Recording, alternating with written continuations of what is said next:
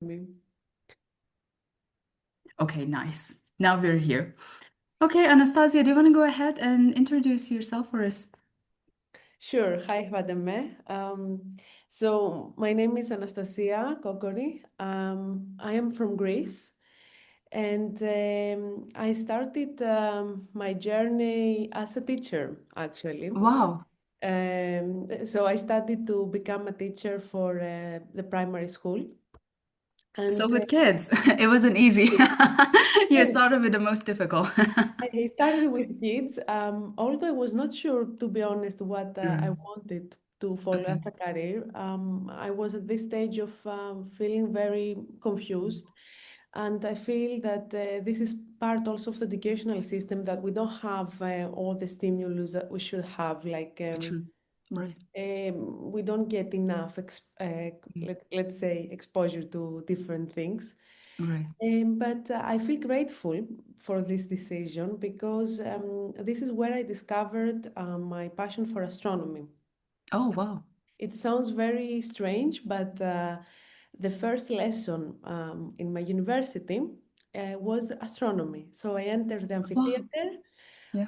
and I hear about stars, planets, Yeah. and I was very actually intrigued, but also confused.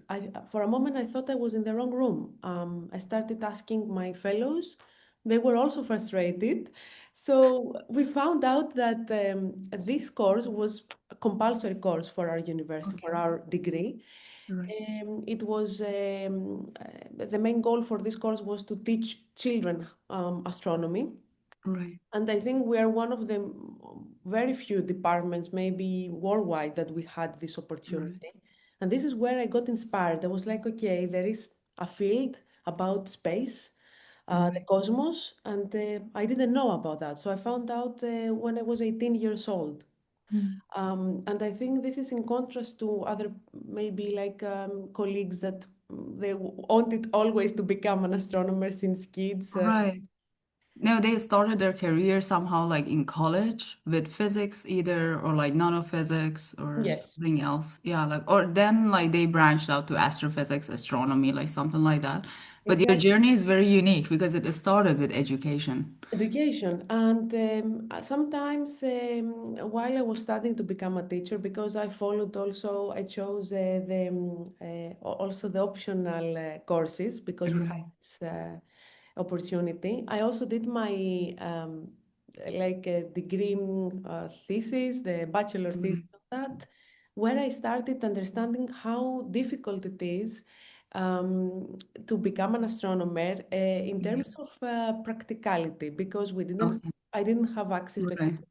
I didn't have also the background that physics students had. So okay. this is where I appreciated a lot the Yeah. work done by amateur astronomers Oh, because they wow. learn themselves, they have to practice a lot, they have to understand difficult things that Right, without having this background, right, but they have the passion. So I enrolled in the amateur club of the city that I was studying.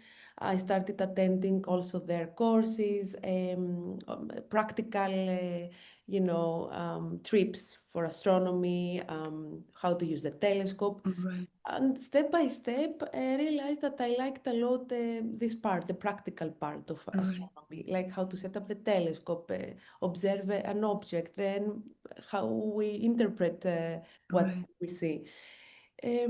So this is how I started, but I was still confused because I liked education and I still like it. That's why I integrate it in all my activities. But for me, the passion for astronomy was still there, and I wanted to go beyond. okay, So it was not enough for me to be an amateur astronomer. I wanted to get more, let's say, in-depth knowledge. okay, So initially, I went for a master degree okay, in science communication okay. in That's Ireland. interesting.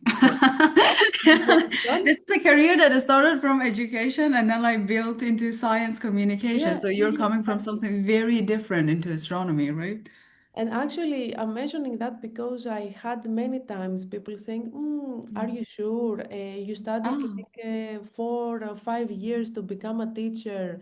Of course, I Right. was doing some astronomy on the side, Right. but they were like, maybe you should go on your usual path, like become a teacher or Right. follow educational career. But something inside me was saying that no, I want to try the astronomy. Okay. However, because from an educational background, you cannot go to, like postgraduate studies in straightforward Oh, okay. science, Okay. at least in Greece. Hmm. I found out about science communication, which combines science, the scientific field, with communication, how important it is to communicate science to the public, to the society. And I was already quite used because I was giving lectures in this amateur club. I was doing a lot of activities with the public. I thought that this was going to be a good idea to combine my passion for astronomy, Right. the science part, and Right. communication, which is also very important Right. nowadays. And I did this master's in Ireland, which was a really great opportunity because I got to work in an observatory there, and I was doing Oh, wow. planetarium activities. Oh, I had a very nice opportunity in Cork, in the observatory right. of Cork. And step by step, I was realizing that I like communicating science to the public, teaching the Right. field of astronomy, where this led me to in London. I Okay. went there for an internship in Okay. the Department of Physics and Astronomy in University College of London in Yeah. Right. UCL. I specialized in exoplanets. Right. I started gradually building some activities also that are more interactive for the public, like citizen Right. science. Right. And this inspired me a lot. I was working at the same time at the Observatory of Greenwich. So while I was doing my internship, I started also expanding Right. my network. Right. It was great because in Greenwich I had the opportunity again to teach, to lead the educational activities, talk with the public, share my passion for astronomy. Um, and one day I found out about a degree in Oh, astronomy and planetary science yeah. in Birkbeck University, which was the neighbor Okay. university. Right. So initially, I was quite, I would say scared that this is gonna be too hard for me because I have done already my first degree, my Yeah. master's, and I was thinking that it's gonna be too much to have another bachelor degree from Right. zero Right. in a completely different field than what had I have Yeah. studied because astronomy was always on the side, it was not my main field. Right. True. But I decided to do the application. I passed the interview and then I started a journey into Mm. astronomy and planetary science, which was great. I specialized there in planetary science and all things related to planets mainly. My degree was both astronomy and planetary Right. science, so it was quite broad, but Right. also specialized. And after finishing my degree, I was encouraged to, to follow a PhD. Right. And I got a studentship and an internship. So now I'm finishing my PhD, actually, in exoplanets at the same university, University College of London. I think my interdisciplinary background Right. allowed me to see things more holistically. And now my degree always specialized on exoplanets, Right. characterizing exoplanets. I have the opportunity to integrate things related to education, communication, citizen Right. science, because at the end of the day, science and society is super connected. Right. And I think it's important in anything that we do to consider this societal side, Right. not thinking of scientists as these isolated people that work on their own without having the connection Right. with the physical world, because we are part of this world. So Right. True. having a connection with society, but also integrating as much as possible other members of the society, Right. whether students or amateurs or anybody that is interested. I think it's of high priority, so we can Okay. continue also our journey Right. in True. science. And this is how I ended up today after many experiments while working at the same time. I'm very grateful that I have been working on the field um, Right. while studying and pursuing. I must say that I feel now quite, I feel from one side very tired because for 15 years continuously, I've been Right. studying while working, and I'm kind of looking forward to finish this journey of PhD so I can say, okay, Yeah, right. No, but that's great. Like I'm quite sure like you're gonna nail it. Yeah, you have a strong background. I'm sure like I'm not the only person who agrees on this, but I think that because I started with the teaching, right, I wanted to try also this astronomy. right, Yes, I would say whole world because I had no idea. And to be honest, if I knew about astronomy while I was in school, maybe right, I would follow a different path. But I feel like that everything happens for a reason. The fact that I started right. as a teacher because I True. got so much background in education and I know now how to, like approach You change. also have a very outgoing and extroverted type of character, which is like very good for doing communications and then this type of job that you're doing, like reaching out to amateur astronomers because they're also coming from very different backgrounds. Yeah, yeah. And you should also be very patient with these people because like they're like coming from I don't want to say this, I mean I don't want this to come off as aggressive, but they come off with kind of like let's say false education. So as you said, like they're self-taught, right? So it is like very difficult to convince people who are self-taught otherwise and say that, hey, yeah, like but this doesn't work like that, the way that you're thinking. So this is like the correct path.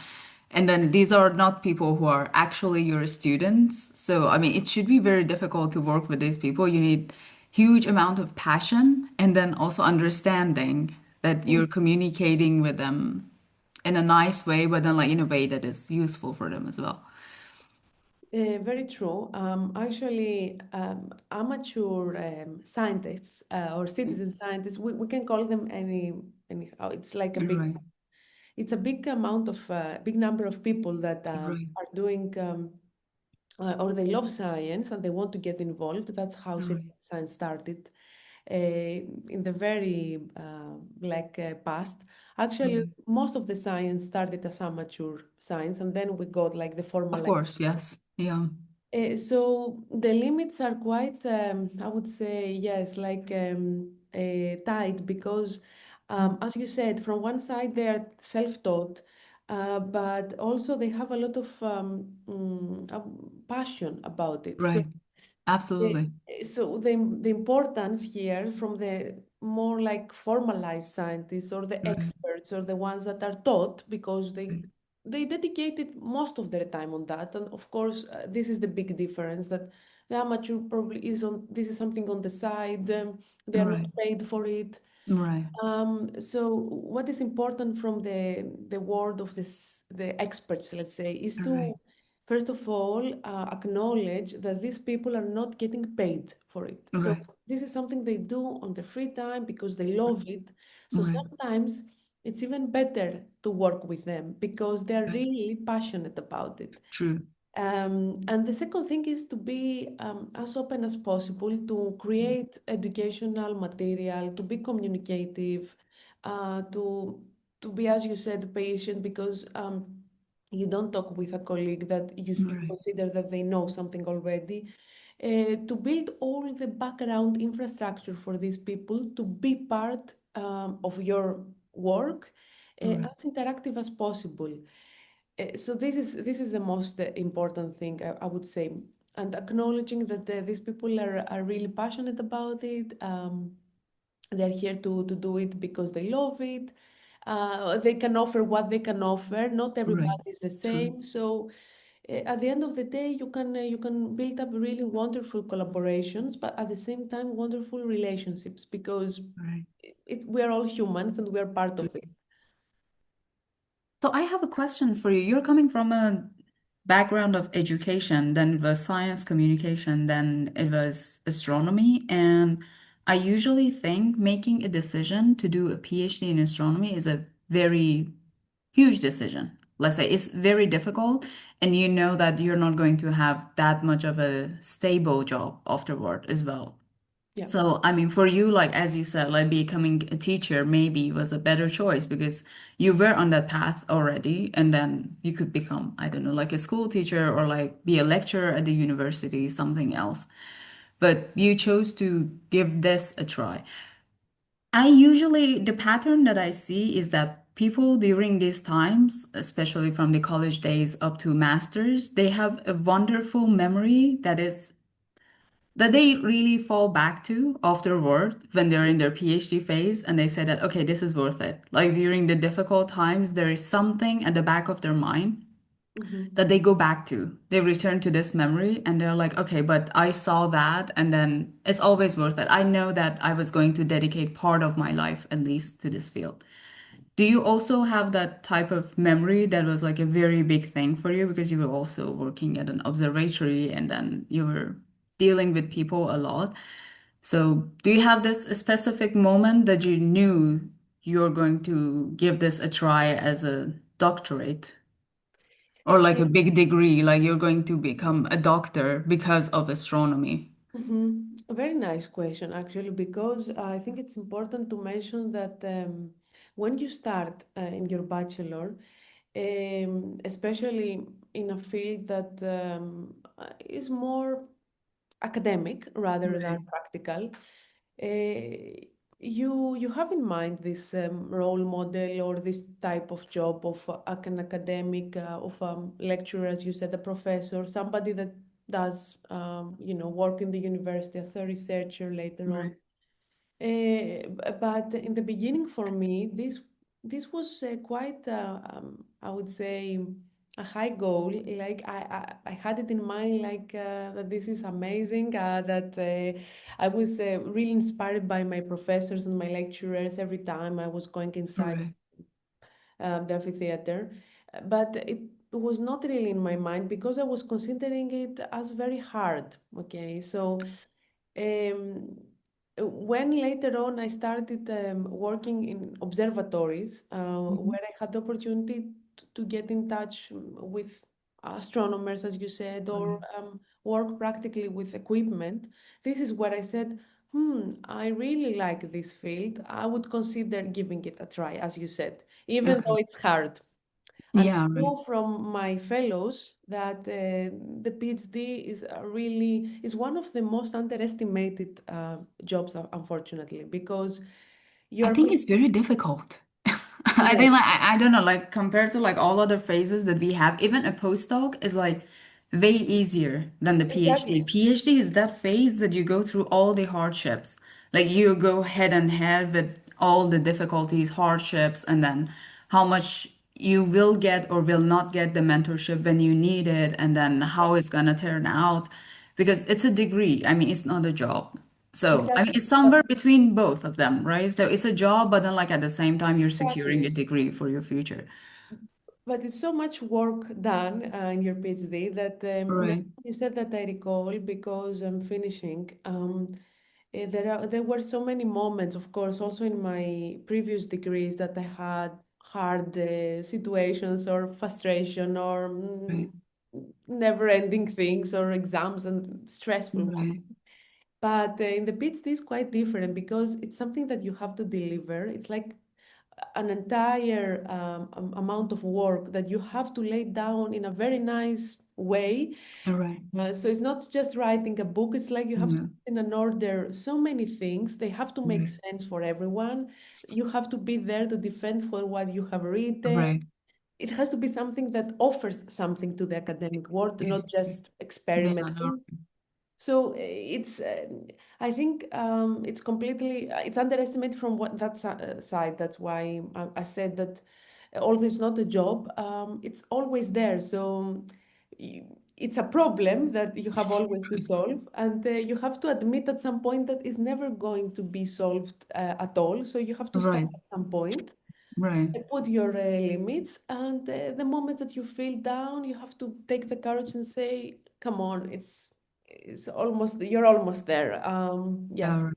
So if I knew from the beginning that it's going to be like that, to be honest, I don't know if I would follow it. But because I really love the True. field, I must say that when you really like something, the barrier of all the other things that we mentioned, the difficulties to get maybe your supervisor, the difficulty to run even a software or something, All whatever, right. can be something simple, um, you overcome this because you have the Yeah. higher goal of, finding, reaching the end that you want to be part of other colleagues. You want to have the opportunity maybe to teach astronomy and Right. spread it to other people. Yeah, so I think it's a bit of something of a dynamic thing, ongoing. You always Right. It's always changing shape, right? Like change. 1 week you're doing something else, and then like another month you're doing something completely different, and there's a lot of traveling, then you will Yeah, gain a lot of experiences in parallel. And I think maybe that is why it's so overwhelming because you have to do a lot of things in very different contexts. And yeah. especially for you, I can't imagine how it turned out because you're also doing a lot of activities outside of what is Mhm. within a standard PhD. Yeah, exactly. So for me, to be honest, I struggled a lot to find the limits. I Right. could say that I didn't have any personal time. So this is something True. I want to change because when you are passionate about something, this is something I think that everybody will agree. It's hard to stop, to put limits and say, Right. okay, now let me do something out of Right. my passion, my Right. main work. Because when you're really enthusiastic, you can keep going. And Right. then you reach a stage that you're like, okay, but I didn't have holidays, I didn't have, Right. because you liked it. But at the end of the day, it's not really healthy. So through True. this process, you must reflect all the time and say, okay, I like it, but you're not going to finish everything. You're not going to solve all the problems No, right. now. So True. you have to have a balanced lifestyle. This is something that I got taught because, as you said, with so many activities and fields, it can be a trap when you like something. You can, start collaborations and volunteering, and this can be really even Right. harder because you want to contribute to many projects. You want to get the lead on many things. So I would No, say, thank you for bringing this up. This is the first time that we're touching okay, on this specific okay, thing. Like, I don't think we had this conversation with anyone else, and it reminds me of a conversation that we very recently had among colleagues.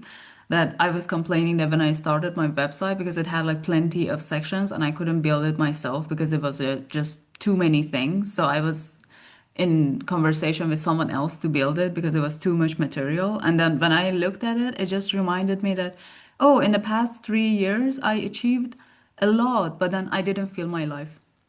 Not yeah, at all. Because I mean, I have my own hobbies, like I'm doing a lot of things, but then at the same time, because you're working so much, it's very difficult to build a personal life, like let alone social life. Like I have given up on social life like completely. I'm like, okay, like absolutely. that just doesn't work for me. And I find it even very difficult to like go back to the days that I had a social life, like when I'm sitting at a table and I'm not working anymore. Like it's You're it's not, always and like you're not I have like thinking. 100 tabs open at the Yes, back of my mind.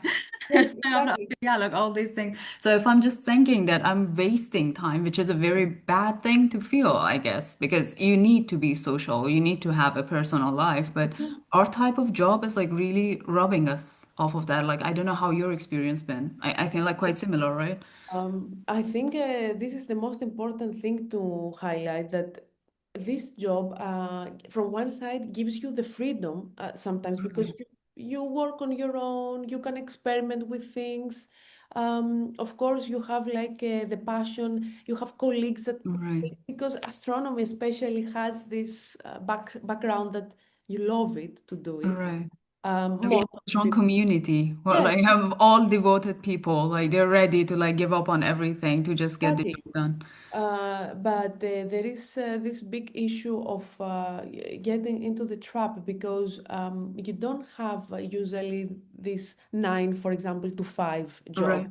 No, right? that You can doesn't say, exist. okay, today I wake up earlier and I work till 3, but this Right. never happens because you always, Feel free. yes, Right. you Yeah, no. always keep going, and then you can be like, okay, I have a Right. headache, let me rest. Right. But when you rest, you're not doing a hobby, you just want No, to rest.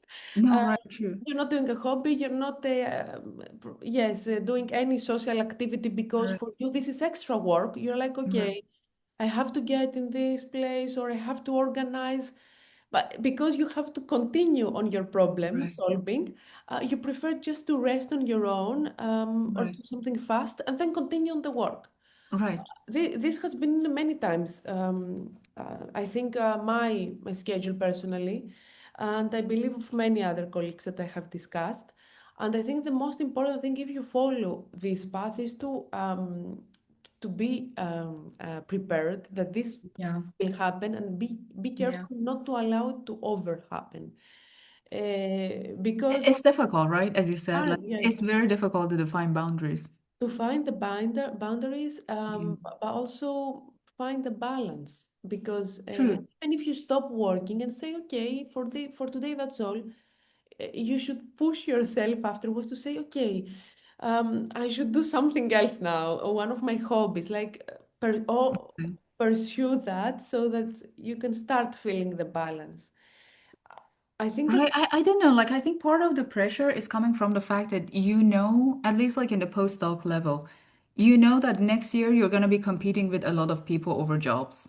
yeah, So I and think you then just like fall into this hamster loop that you want to be like, I mean, having more and more and more and deliver more and more and more because you know that your CV next year is going to be compared with a lot of other CVs. You're going so to you be, want to ensure that things will, yes, yeah, that's right, true because you want to be on and that's actually why we also probably got into a PhD because with at least with a scholarship because right, it's true. very You competitive. want to be competitive, right? When I look on the past, I'm like, yeah, I know that because I did all this work, I managed to be Right, here now. But I would say you can allow it to happen for certain periods, but not forever. And of course, the fact that we realize it means right, that we don't allow it to happen forever. It's the first step to realize that this happens.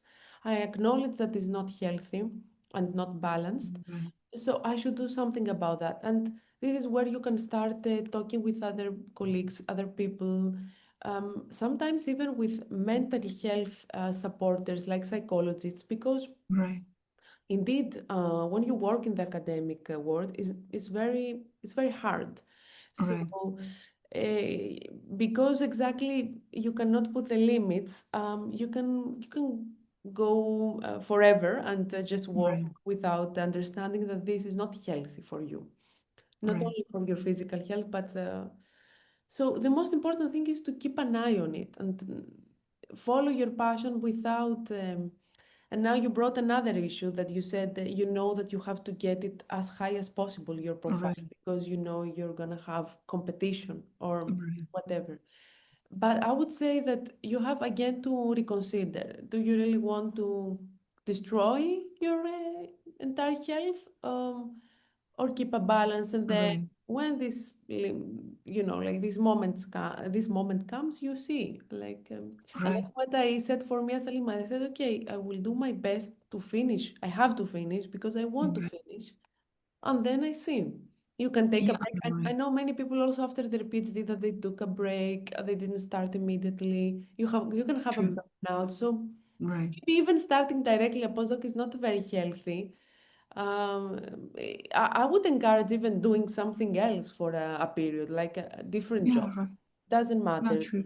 I know people that stopped the academic world for a bit because they got tired and then they Right. became refreshed and they come back and Yeah. they're much better. They're So, happier. yes, there is no black and white. That's what I think. You can Yeah, go true. on different paths. No, right. And then there are so many topics in the academic lifestyle in general that I think are so sensitive. You can't even like start talking about them. Like there are like so many different topics that you don't want to touch. So yeah, like this was like one of the things that I thought a lot about, and I was like, okay, yeah. Yeah, yeah, yeah, So yeah, right. So we don't want to like go through like many other topics. And I think like one of these like very sensitive topics is how people develop chronic diseases because of this type of job. Like, I know so many people who just sacrifice their health to make it to the top because they wanted to be the top and they couldn't be any other way.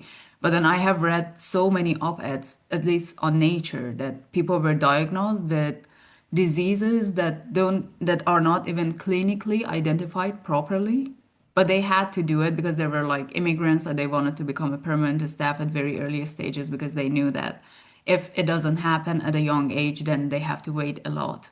mm-hmm. So this is, I think, like one of the sad parts of this job that people are ready to just sacrifice anything to just be competitive. But yeah, like, I think like this is like a topic that is quite dark. So yeah, And also, I think the fact starts from the already from the funding that's available for, right, unfortunately, for this type of um, work, but in general about academic work, but even more for astronomy because it's not considered, um, at least in Europe, I would say, and in the US. In the Asian world is different, but at least in our continent, in Europe, is not considered as a high priority. So right, um, I can say from traveling that I realized at least in Asia the picture is different. That there's much more funding dedicated to space missions, to you know, to jobs related to that. So people understand the benefits also because there is so much benefit only if we understand it. So I think it starts right, also from that. If we had more funding, we will be less stressed, less competitive, all these right. things. But also like this thing, I don't know how has been your experience with traveling. We have to travel a lot. And Yes, then this is like one of the most fundamental parts of our job that we have to be mobile, we have to be moving, and then we have to travel a lot to promote our work and then like get the word out there. to And network. I mean, it affected multiple times my health, which was not a great experience. And then I was actually like, I was telling my colleagues like at a certain point that, yeah, like I hope that my next job would be something that requires less of traveling because I'm not very good at it. And I think this is something that has nothing to do with your merits or how good your work is. But then if you're not traveling, then you don't get that level of exposure that you have to. And Absolutely. people rely less on you and your work as well because yeah, it's a fundamental part of our job. So, moving to the next question. So, how do you feel on daily basis as an astronomer? Uh, I mean, not like a very special day or a day that you're like really down, but then on average, how do you feel about it? that's a very good question because I think for me personally, because I have this background both with communication and astronomy, there are days that I feel more an astronomer and days that I feel more like public engagement officer Right, or true. communicator. So this, for me, it allows me to always be on the move, to always be to always have an interest, never letting me down, never experiencing boredom, if I can say Okay. that. Tiredness, yes, but not boredom, which can be very nice compared to other jobs that you're like, oh, you know, today's a routine. I have to do one, All two. right. It has I started again. yes, I never have the one, two, three. We're here again. So it's always a new day, a new Right, thing that will right, appear. It's interesting to read. For me, it's very interesting to see what colleagues have done around the world, papers, journals, reading about that, reporting, and at the same time reflecting on what you are doing. right, This gives you inspiration. And then it's all collaborations because we are right, now in a stage of especially astronomy and space science right, that we have achieved quite a lot. Uh, right. it's necessary to have worldwide collaborations so we can avoid duplications, repetitions, and to achieve Right. indeed the highest result. So for me, it's always interesting. It's never ending. Like even if I don't do practical astronomy, sometimes I miss that the practical touching the telescope because everything today is Right. technological, remote, Right. robotic. I'm excited to work with data coming, for example, from space telescopes. I'm always curious to see what is going on. Despite sometimes you can be down because you are left with a difficulty. You're not sure what is going on. You if you're interpreted your data correctly, or Right. the data can be low quality. They can have, Right. like they can be very um, noisy. So Right. you're sometimes like, oh no. But sometimes you can be, oh, this is very exciting, or I There's want to find. continuous frustration in the background. You're having, Exactly, yeah, like this is very exactly. exciting, but then why the data looks like this? Exactly. So, You had one job to do. yes, I yes. And know. you just imagine that this telescope brought this data for you, Yeah. but then they can be super dirty or then Yeah, right. super nice. You always face a problem, Right. but there is a lot of imagination. That's why I like it, because especially in this field, you have to use a lot of indirect methods and a lot of imagination just to Right. envision that your solution can fit the real world or not. Like you have Right. always this, and this keeps my spirit up and my interest in terms of science. When I'm talking with people, I'm always enjoying it because you always share. When you share, it's really nice. It can be tiring, especially if you travel, as you said. Right. Uh, True. there are periods that I don't want to travel, and I'm like, oh, I'm so tired. My body Right. just needs to rest. But we must acknowledge that, as you mentioned, that on average we travel. So this is part of the Yeah. job. And it can be really nice also to meet colleagues, to share, Right. discover new places, exchange ideas. I don't know, to be honest, if you could do the same level of science if you don't have this traveling once Right. in a True. while, No, right? it's just essential, right? I mean, It's if you're essential. not engaged with the community or if Yeah, you're not out there like eliciting something, yeah. explicitly about some stuff, then no. I mean, I don't think people can work even. Yeah, so I would say, because I have discussed that many times with people, communities, colleagues, that in the past the image of a scientist, especially somebody that works, either with data, with Right. archiving, or trying to solve something, they were working quite a lot alone. Uh, Right. there was this image of the person that either sits in an office or Right. it doesn't have a lot of connection. And of course, this is mainly due to the limitations. We don't have that much traveling or easiness to travel. We didn't True. have that much large community Right. that meets often. Uh, Right. so the technology was much left behind. So you Mm. had much more limitations. So this image definitely has changed. Right. And you definitely have much more variety in your everyday Right.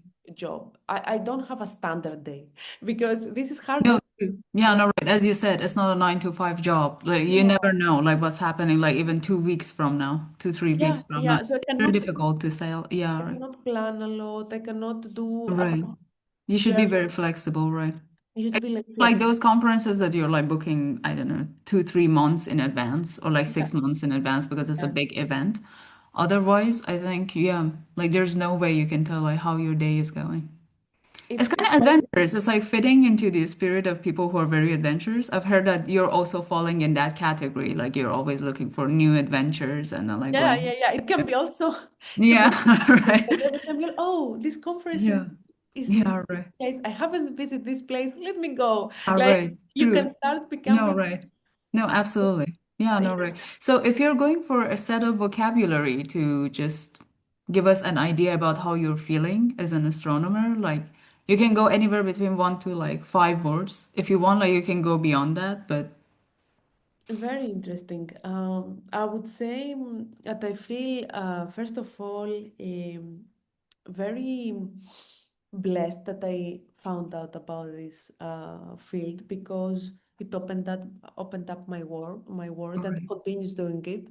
Whatever I have changed, so many tasks I have changed, like role, jobs, and things. Even every day you change role as an Right. astronomer. True. One day Right. you can You're you wearing can different be hats every day. analyzer. Yeah, no, right. One day you can give a talk, you're more communicating. One Right. other talk, you're more like analyzing the data. The other, True. you try to build Right. some code, I don't know. So you This can, is the best job for people who are multi-talented. I guess I they're would like say, gifted in different areas. Yeah, like yes, this is a very giving job. it is definitely something like that you can try things. So Right. I feel blessed. I feel interested all the time. So Right. this never goes down. Uh, I feel also quite, I would say, insecure. Many Okay. times I feel insecure because it's not, and we mentioned that we don't know exactly what is going to happen. So Right. but I feel also flexible. This is Right. so I can feel very free compared to other Right. jobs, and because if you manage to master this trap of getting into Yeah. work, Right. work, work, you can have really you can really enjoy your freedom in this work Right. because No, true. you have just to set the limits and try practice with it. Like it's enough for today. You're not gonna solve Right. it today. True. Tomorrow. Yeah. No, right. You have to As soon sometimes let go and let it Yeah, asleep, and then like you're gonna come back and revisit, right? you just master this skill, and then you can become Right. really flexible and free, as I said. And after all, I would say the final word that I would use is that I feel very curious. So I think Oh, okay. I'm always curious. Nice. Yeah, right. So Delightful. Nice, nice. whether I mean, going back to insecure, is it insecure or uncertain? mm, I think Because I have never found you an insecure person. I mean, you're actually very ah confident. You yes, have a great like uh, stage presence because I have also seen in person like how you're giving talks. yeah, I And think you're very energetic. So yeah. that's maybe the word I would use. Insecure, not about what I'm delivering, maybe Yeah, right. insecure about because we mentioned it about my future steps. Like Oh yeah, true. I'm Uncertainty, right? yes, so there's like Job what insecurity, maybe. yes, Not especially character insecurity. and Right, this can arise from different things because you can be like, okay, if somebody gets a job as a professor in a right, university and it's a permanent job, right. you may have less insecurity, but at the same time, I don't know if I want to pursue this type of True. No, because this is nicely like laying out the ground for my last question. That is, yeah, like how do you see your future in this field? I mean, if you're yeah, in so that realm. Like, this was my I final don't question. know. Now, what is your mental picture? Because, yeah, like, I mean, this is great because one of the people who I interviewed, like, one of the interviewers said that, of course, everyone will tell you that I want to become a professor, or, like, get a grant and then start my own team and then teaching students. But I think they're so solidly grounded in that image that I think everyone else wants that too. While for many of us, That's that is true. not the image. No. For example, for me, like I never want to become a professor. I don't like teaching. I don't like to have students that much. If it happens, it happens, but that's Yeah, not my aim. exactly. And You then know, like I was interviewing someone else and they said, no, I'm quite more into like science management or like I mean like managing like scientific director kind of job, I like project manager type of I would thing. say that I fit more in that. I really like having teams under my, let's say, supervision Right, because I'm really multitasked, and right. I prefer to have the holistic idea of what is Okay. going on because this is what I realize also through working that I have many ideas at the same time. Right, I manage to say, okay, this needs to we need to do this for this, so right, let's true. organize it. Right. This is also a skill which is important. I also see you in leadership positions. Leadership, More yeah, than like, yeah, like more than like professorship or something. Yeah, like I have always seen you as a leader because I feel like you're actively doing that. Yeah, and I think So- already in my work, I do that Right. with You have volunteers. to manage your stuff, right? Yeah. So this is important to mention that not everybody is either like you do more of Mm. the researcher work, like not Right. the teaching stuff, but at the Right. same time doesn't mean that if you don't like to be a researcher, you have to be a Right. professor. There are so many other things, and Sure. as you mentioned, science management is not getting a lot of attention because Sure. we are not really used to it, maybe, but it's super Right. important. So maybe something related to this. I like so much science that I want always to have a part, but I don't Right. think I'm the person that will be 100% dedicated to Right. just do. So I think that's why also already in my PhD now try to integrate things related to communication, to Right. citizen science or To education. open a door and then keep it open Yeah, in your to future, keep right? an open because I know from my traveling and interaction that there are other type of roles and jobs. You don't have to Right. be either researcher or professor after this. No, right. And definitely the communication part is something I would like to pursue. Right. I would definitely like to have like more opportunities, either through even I don't know, like a channel or something that Right.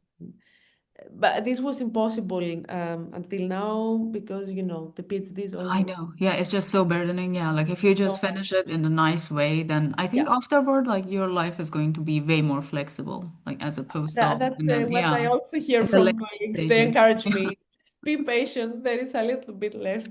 Yeah, right, true. Like, You're just like beginning your life as a researcher. So yeah, like I mean, don't yeah. go so hard on yourself. I mean, you're already brilliant. I mean, I'm sure like plenty of people have the same opinion. But Because I have done quite a lot already, I'm not probably the usual right, example of a PhD that you straight for because I did right, already more degrees. So this gave me more, not only not that knowledge, but experience. right. So No, true, by right. gaining the I experience, mean, for this channel, like I've been interviewing mostly postdocs, like early postdocs, let's say.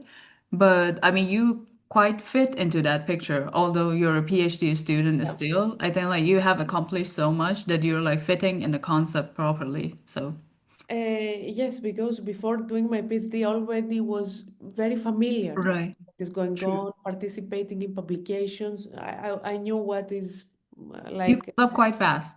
yeah. Right. So that's why probably I'm tired. But let's keep going. This is the reason. Take some rest. Yes, I can say that with proud. I'm tired, Right. but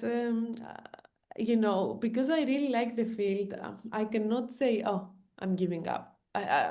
No, true. I mean, I feel like this is one of the problems of women scientists these days, that they're too much for this field as well. Yes, Like when you see like most women who have accomplished like they're in secure jobs, they're in permanent staff positions, they have so many stellar things on their CV, like compared to their male peers, yeah, because they have like leadership experience, they have PI-ship experience, they are very good at management, and they're also exactly. brilliant in scientific fields.